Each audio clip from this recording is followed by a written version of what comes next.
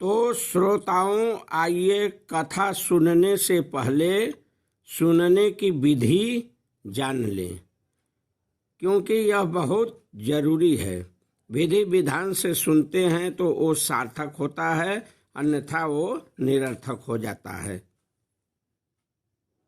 तो इसकी विधि श्रोताओं विशेष तौर से चैत मास, कार्तिक मास, माघ मास के शुक्ल पक्ष में नवमी तिथि को सुनना ये शुभ माना गया है। बहुत बड़ा इसका विशेष हमारे शास्त्रों में बताया गया है।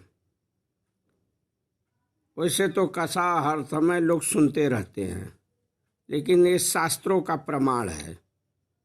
इन 3 महीनों के शुक्ल पक्ष में नवमी तिथि का विशेष महत्व है। और सुनने से पहले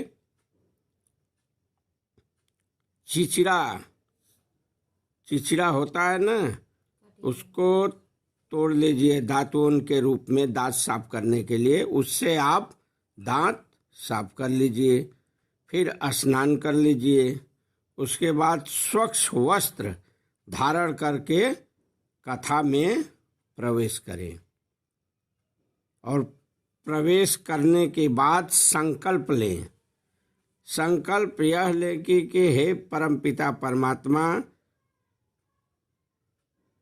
आपकी कृपा से मेरा संकल्प पूर्ण हो। मैं 9 दिन की कथा भक्ति भाव से सुनना चाहता हूँ। इसमें आप मेरी सहायता करें। ऐसा करके जो है परमात्मा से विनती भाव करिए। उसके बाद पूरे परिवार के साथ, बंधु बांधवों के साथ एक कथा सुननी चाहिए। और श्रोताओं, इंद्रियों को वश में करना चाहिए। इंद्रियां श्रोताओं 10 होती हैं, 5 कर्मेंद्री और 5 ज्ञानेंद्री, और 1 मन होता है। तो इस तरह सबसे चलायमान मन होता है इंद्रियों में। तो इस तरह से इनको थोड़ा कंट्रोल में करके भक्ति भाव से परमात्मा का कथा सुने। कथा में पहुंचकर आचमन करें, नारायण का उच्चारण करें, पुष्प से रामायण की पूजा करें, परमात्मा की पूजा करें। ओम नमो नारायण, ओम नमो नारायण, ओम नमो नारायण, ऐसा करके 2-3 बार उच्चारण करें। और कथा की समाप्ति पर होम करें। और एक बात का विशेष ध्यान दें श्रोताओं, यदि आप रामायण व्रती है तो